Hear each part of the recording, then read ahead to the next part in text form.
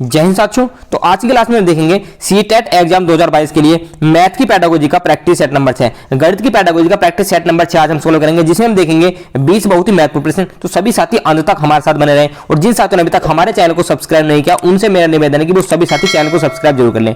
तो साथियों शुरू करते हैं आज की क्लास और देखते हैं अपना पहला प्रश्न। हमारा पहला प्रश्न है, उच्च प्राथमिक स्तर पर गणित पढ़ाने के लिए निम्नलिखित में से कौन सी विधि सबसे अधिक उपयुक्त होगी। अगर हमें उच्च प्राथमिक स्तर पर गणित पढ़ाना है तो निम्न में से कौन सी विधि हमारे लिए सबसे ज्यादा उपयुक्त होगी।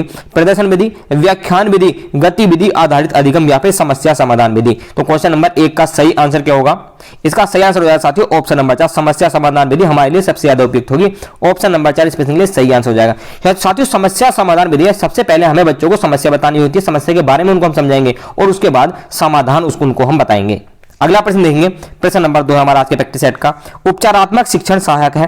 पूरी कक्षा को पढ़ाने के लिए, पाठ की पुनरावृत्ति के लिए, खेल मार्ग विधि द्वारा शिक्षण के लिए या फिर कमजोर छात्रों की सीखने की कठिनाइयों को दूर करने के लिए। तो साथियों उपचारात्मक शिक्षण किसमें सहायक है?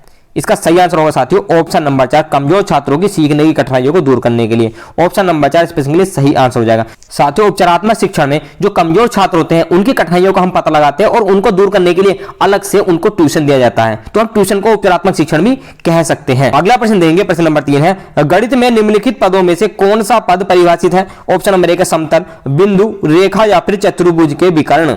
तो क्वेश्चन नंबर 3 का सही आंसर क्या हो जाएगा? इसका सही आंसर होगा साथियों ऑप्शन नंबर 4, चतुर्भुज के विकर्ण। ऑप्शन नंबर 4 इस प्रश्न के लिए सही आंसर हो जाएगा।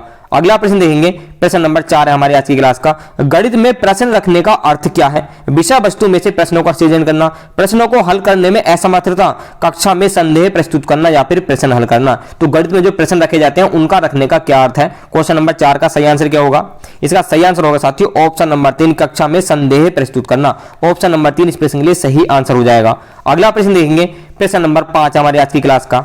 गणित की अच्छी पाठ्य पुस्तक में होते हैं बहुत सारे प्रमेय और उनकी उपपत्ति, समन्वेषण के लिए प्रश्न, अभ्यास प्रश्न या फिर हल किए हुए उदाहरण। तो गणित की अच्छी पाठ्य पुस्तक में निम्न में से क्या होते हैं? तो क्वेश्चन नंबर 5 का सही आंसर होगा साथियों ऑप्शन नंबर 2, समन्वेषण के लिए प्रश्न। ऑप्शन नंबर 2 इस प्रश्न के लिए सही आंसर हो जाएगा। अगला प्रश्न देखेंगे, प्रश्न नंबर 6 है। सभी साथी अंत तक हमारे साथ इस क्लास में बने क्योंकि बहुत ही महत्वपूर्ण प्रश्न होने वाले हैं आप सभी के लिए। निम्नलिखित में से कौन सा पहलू बीज गणित में महत्वपूर्ण नहीं है? साथियों नहीं वाले क्वेश्चन को जरा ध्यान से पढ़ना है, हमें वो पहलू बताना है जो बीज गणित में महत्वपूर्ण नहीं है। सामान्यीकरण, मानसिक चित्रण, माप या फिर क्रम परिवर्तन। तो क्वेश्चन नंबर 6 का सही आंसर क्या होगा साथियों? बीज गणित में माप की जरूरत नहीं होती है। ऑप्शन नंबर 3 इस प्रश्न के लिए सही आंसर हो जाएगा। अगला प्रश्न देखेंगे, प्रश्न नंबर 7 है, निम्नलिखित कथन पर विचार कीजिए। प्रत्येक विषम प्राकृतिक संख्या एक अभाज्य संख्या है। कि प्रत्येक विषम प्राकृतिक संख्या एक अभाज्य संख्या है तो उपपत्ति की निम्नलिखित विधियों में से किसका उपयोग प्रयुक्त कथन के प्रमाण या खंडन हेतु किया जा सकता है? प्रतिवाद द्वारा उत्पत्ति, खंड विधि, प्रत्यक्ष उपपत्ति या फिर प्रतिस्थिति द्वारा उपपत्ति। तो क्वेश्चन नंबर 7 का सही आंसर क्या होगा साथियों? इसका सही आंसर हो जाएगा ऑप्शन नंबर 4, प्रतिस्थिति द्वारा उपपत्ति। ऑप्शन नंबर 4 इस प्रश्न के लिए सही आंसर हो जाएगा। अगला प्रश्न देखेंगे, प्रश्न नंबर 8 हमारी आज की क्लास का। गणित में नैदानिक परीक्षण का उद्देश्य क्या है? अब गणित में जो नैदानिक परीक्षण किया जाता है उसका प्रमुख उद्देश्य क्या है? बच्चों की समझ में अंतर जानना, माता पिता को प्रतिक्रिया देना, प्रगति रिपोर्ट भरना या फिर अंतिम अवधि की परीक्षा के लिए प्रश्न पत्र की योजना बनाना। तो किस लिए नैदानिक परीक्षण किया जाता है? क्वेश्चन नंबर 8 का सही आंसर क्या होगा? इसका सही आंसर हो जाएगा साथियों बच्चों की समझ में अंतर जानना, कि कौन बच्चा कितना समझदार है, इसके लिए नैदानिक परीक्षण किया जाता है। ऑप्शन नंबर 1 इस प्रश्न के लिए सही आंसर होगा। अगला प्रश्न देंगे, प्रश्न नंबर 9 हमारे आज के प्रैक्टिस सेट का। निम्नलिखित में से कौन सी एक गणितीय प्रक्रिया नहीं है? मानस दर्शन, रटना, आकलन या फिर मापन।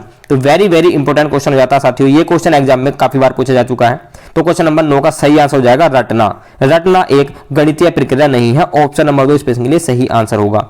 अगला प्रश्न देखेंगे, प्रश्न नंबर 10 आज की क्लास का हमारा। गणित सीखने में त्रुटियां एक महत्वपूर्ण भूमिका निभाती हैं। तो यह कथन असत्य है क्योंकि लापरवाही के कारण त्रुटियां होती हैं, या फिर सत्य है क्योंकि त्रुटियां बच्चे की सोच को दर्शाती हैं, या असत्य है क्योंकि गणित सटीक है, या सत्य है क्योंकि त्रुटियां प्राप्त अंकों के बारे में प्रतिक्रिया प्रदान करती हैं। तो क्वेश्चन नंबर 10 का सही आंसर क्या हो जाएगा साथियों? त्रुटियों के बारे में इसका सही आंसर होगा कि सत्य है क्योंकि त्रुटियां बच्चे की सोच को दर्शाती हैं। ऑप्शन नंबर 2 इस प्रश्न के लिए सही आंसर हो जाएगा। अगला प्रश्न देंगे, प्रश्न नंबर 11 है, आपकी कक्षा में कुछ विद्यार्थी लगातार गणित की परीक्षाओं और परीक्षणों में अच्छा प्रदर्शन नहीं कर पा रहे हैं। एक शिक्षक के रूप में आप क्या करेंगे? अगर कोई बच्चा गणित में अच्छा प्रदर्शन नहीं कर पा रहा तो आप क्या करेंगे? उनको उच्च उपलब्धि वालों के साथ बिठा देंगे, या अच्छा न करने के परिणाम को समझाएंगे, या अभ्यास के लिए अधिक टेस्ट देंगे कि उनको और ज्यादा अभ्यास करने की जरूरत है, या फिर कारणों का निदान करेंगे और उपचारिक कदम उठाएंगे? तो क्वेश्चन नंबर 11 का सही आंसर क्या होगा साथियों? इसका सही आंसर हो जाएगा ऑप्शन नंबर 4 कि उनके कारणों का निदान करेंगे, किस वजह से उन्हें गणित समझ में नहीं आ रहा, गणित में उन्हें कहां कठिनाई हो रही है, और बाद में उसका उपचार करेंगे। ऑप्शन नंबर 4 इस प्रश्न के लिए सही आंसर हो जाएगा। अगला प्रश्न देंगे, प्रश्न नंबर 12 है, उच्च प्राथमिक स्तर पर गणित अधिगम के लिए निम्नलिखित में से कौन सा सबसे अधिक आवश्यक है? एक समस्या को कई बार हल करना, किसी समस्या को हल करने के विभिन्न तरीकों की खोज करना, या सभी सूत्रों को याद करना, या ऑप्शन नंबर 4 है, शिक्षक बोर्ड पर जो लिखता है उसका सही ढंग से नकल करना। तो साथियों, उच्च प्राथमिक स्तर पर गणित अधिगम के लिए कौन सा सबसे ज्यादा आवश्यक है? तो क्वेश्चन नंबर 12 का सही आंसर होगा साथियों ऑप्शन नंबर 2 कि किसी समस्या को हल करने के विभिन्न तरीकों की खोज करना, कि एक सवाल को हम कितने तरीके से हल कर सकते हैं। ऑप्शन नंबर 2 इस प्रश्न के लिए सही आंसर हो जाएगा। अगला प्रश्न देखेंगे, प्रश्न नंबर 13 आज के प्रैक्टिस सेट का, गणित के संदर्भ में ग्रामीण क्षेत्रों से विद्यालय में आने वाले बच्चों के लिए निम्न में से कौन सा कथन सही है? अब जो बच्चे ग्रामीण क्षेत्र से विद्यालय में आते हैं उनके लिए कौन सा कथन सही है? उन्हें विधिवत गणित सीखने की कोई आवश्यकता नहीं है क्योंकि वह उनके काम नहीं आएगा, या उनके पास मौखिक गणितीय परंपराओं और ज्ञान की प्रचुरता है, या उन्हें गणित का कोई ज्ञान नहीं है, या ऑप्शन नंबर 4 है, उनकी गणित में संचालन निपुणता निकृष्ट है। तो क्वेश्चन नंबर 13 का सही आंसर क्या होगा साथियों? इसका सही आंसर हो जाएगा कि उनके पास मौखिक गणितीय परंपराओं और ज्ञान की प्रचुरता होती है। ऑप्शन नंबर 2 इस प्रश्न के लिए सही आंसर हो जाएगा। अगला प्रश्न देखेंगे, प्रश्न नंबर 14 है, निम्नलिखित में से कौन सा कथन विद्यार्थियों द्वारा गणित में की गई अशुद्धियों के समसामयिक निरीक्षण पर प्रकाश नहीं डालता है? हमें वो कथन बताना जो प्रकाश नहीं डालता है, उन्हें अनदेखा कर देना चाहिए, वे अधिगम का हिस्सा है, वे जानकारी प्राप्त करने का मूल्यवान स्रोत है, या वे अध्यापिका का उसकी कक्षाओं की आयोजना तैयार करने में मार्गदर्शन कर सकती हैं। तो क्वेश्चन नंबर 14 का सही आंसर क्या होगा? इसका सही आंसर हो जाएगा साथियों ऑप्शन नंबर 1 कि उन्हें अनदेखा कर देना चाहिए। ऑप्शन नंबर 1 इस प्रश्न के लिए सही आंसर हो जाएगा। अगला प्रश्न देखेंगे, प्रश्न नंबर 15 आज की क्लास का हमारा, एक विद्यार्थी बीजगणित की उन शाब्दिक समस्याओं को हल नहीं कर सकता है जिनमें स्थानांतरण सम्मिलित होता है, तो सर्वोत्तम उपचारात्मक योजना क्या है? उसके लिए सबसे ज्यादा उपचारात्मक योजना क्या होगी? संख्याओं के स्थानांतरण के अभ्यास के लिए अधिक प्रश्न देना, अन्य भाषाओं की शाब्दिक समस्याओं के अभ्यास के लिए अधिक प्रश्न देना, या छात्र को शाब्दिक समस्या का अर्थ आसान भाषा में समझाना, या विकल्प विधि से समानता प्रत्यय को समझाना? तो क्वेश्चन नंबर 15 का सही आंसर क्या होगा साथियों? उसके लिए जो सबसे ज्यादा योजना होगी उपयुक्त वो होगी विकल्प विधि से समानता प्रत्यय को समझाना। ऑप्शन नंबर 4 इस प्रश्न के लिए सही आंसर हो जाएगा। अगला प्रश्न देखेंगे, प्रश्न नंबर 15 आज की क्लास का हमारा, गणित में शिक्षार्थी की रुचि और अभिवृत्ति को परखने के लिए निम्नलिखित में से कौन सी मूल्यांकन नीतियां प्रयुक्त हो सकती हैं? पहला है पोर्टफोलियो, परियोजना और कागज पेंसिल परीक्षण, या मौखिक परीक्षा, कागज पेंसिल परीक्षा और कक्षा की सहभागिता, या जांच सूची पोर्टफोलियो या फिर कागज पेंसिल परीक्षा, या जांच सूची पोर्टफोलियो परियोजना कक्षा की सहभागिता। तो क्वेश्चन नंबर 16 का सही आंसर क्या होगा? इसका सही आंसर हो जाएगा साथियों कि उसके लिए जो जरूरी है वो नीतियां हैं मौखिक परीक्षा, कागज पेंसिल परीक्षा और कक्षा की सहभागिता। ऑप्शन नंबर 2 इस प्रश्न के लिए सही आंसर हो जाएगा। अगला प्रश्न देखेंगे, प्रश्न नंबर 17 आज की क्लास का हमारा, गणित के समावेशी कक्षा कक्ष में दृष्टिबाधित शिक्षार्थियों की आवश्यकता को संबोधित करने के लिए आपकी क्या नीति होगी? कि उन बच्चों को जो दृष्टिबाधित है, उनको दिखाई नहीं देता है, उनकी आवश्यकताओं को संबोधित करने के लिए आपकी नीति क्या होगी? ऑप्शन नंबर 1 है, गणित में उच्च अंक प्राप्त करने वालों के साथ उनके जोड़े बना दें, या उनके लिए वैकल्पिक अध्यापन, अधिगम और आकलन पद्धति की अभिकल्पना करेंगे, या शिक्षार्थियों को विशेष शिक्षक के पास भेजेंगे कि जो ब्लाइंड बच्चों को पढ़ा सके, या गणित के बदले कोई दूसरा विषय दे देंगे कि उनको गणित से हटाई देंगे कि आपके बस की गणित पढ़ना नहीं है, आप कोई दूसरा सब्जेक्ट ले लो। तो क्वेश्चन नंबर 17 का सही आंसर क्या होगा? इसका सही आंसर हो जाएगा साथियों ऑप्शन नंबर 2, उनके लिए वैकल्पिक अध्यापन, अधिगम और आकलन पद्धति की अभिकल्पना करेंगे। ऑप्शन नंबर 2 इस प्रश्न के लिए सही आंसर हो जाएगा।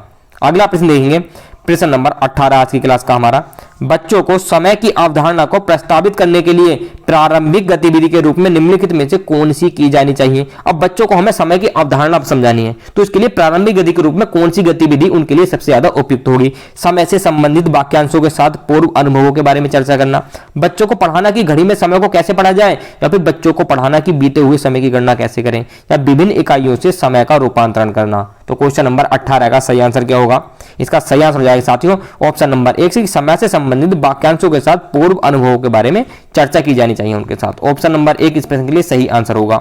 अगला प्रश्न देखेंगे, प्रश्न नंबर 19 है, कक्षा में गणितीय वार्तालाप को प्रोत्साहित करने का सबसे उपयुक्त उद्देश्य निम्नलिखित में से कौन सा हो सकता है। गणितीय विवरणों के बारे में बात करते हुए और उनका उपयोग करते समय बच्चों को एक सटीक भाषा का उपयोग करने में सक्षम होना चाहिए, या गणित से डरने वाले बच्चों को कक्षा में आपस में बातचीत करने या अंतःक्रिया में सक्षम होना चाहिए। या ऑप्शन नंबर 3 है, गणित के विषय के बारे में कक्षा में बहस आयोजित करना, या बच्चों को गणित की कक्षाओं में पिरमें और सूत्रों के वाचन में सक्षम होना चाहिए। तो क्वेश्चन नंबर 19 का सही आंसर क्या होगा? इसका सही आंसर हो जाएगा साथियों ऑप्शन नंबर 1। ऑप्शन नंबर 1 इस प्रश्न के लिए सही आंसर हो जाएगा।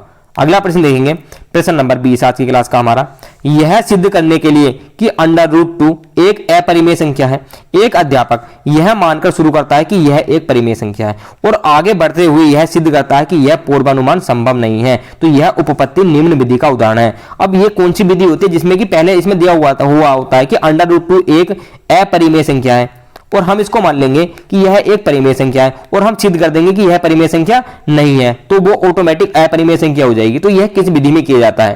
तो इसका आंसर क्या होगा? ऑप्शन नंबर 1 आगमन, निगमन, प्रतिवाद या फिर सत्यापन। तो क्वेश्चन नंबर 20 का सही आंसर क्या हो जाएगा? इसका सही आंसर होगा साथियों ऑप्शन नंबर 3, ऐसा प्रतिवाद विधि में किया जाता है। ऑप्शन नंबर 3 इस प्रश्न के लिए सही आंसर हो जाएगा। अगला प्रश्न देखेंगे, प्रश्न नंबर 21 है और ये आप सभी के लिए टेस्ट के रूप में प्रश्न है। आपको इसका आंसर कमेंट में टाइप करके हमें बताना है। उच्च प्राथमिक स्तर पर गणित की कक्षा में उपयोग होने वाली पूछताछ की रणनीति को हतोत्साहित करना चाहिए क्योंकि यह उस बच्चे को नीचा दिखाती है जो उत्तर देने में असमर्थ है, या कक्षा को कोलाहलपूर्ण बनाती है यानी कि हंसी खुशी का माहौल बना देती है क्योंकि बच्चे बहुत ज्यादा बात करेंगे, या बच्चों के बीच तनाव पैदा कर सकती है और उन्हें शिक्षक के अधिकार को स्वीकार करने के लिए मजबूर कर सकती है, या बच्चों को उनके विचार या समझ व्यक्त करने और आलोचनात्मक रूप से सोचने में मदद करती है। तो क्वेश्चन नंबर 21 का सही आंसर जल्दी से कमेंट में टाइप कर दीजिए। तो ये तो साथियों हमारे आज के 20 बहुत ही महत्वपूर्ण प्रश्न। तो जो भी साथी अंत तक हमारे साथ बने रहे उनका बहुत बहुत धन्यवाद, और जिन साथियों ने अभी तक हमारे चैनल को सब्सक्राइब नहीं किया उनसे मेरा निवेदन है कि वो सभी साथी चैनल को सब्सक्राइब कर लें और साथ में घंटी बटन को भी दबा दें जिससे कि हमारे वीडियोज की नोटिफिकेशन आप तक पहुंच जाए। हम मिलते हैं आपसे अगली क्लास में। जय हिंद।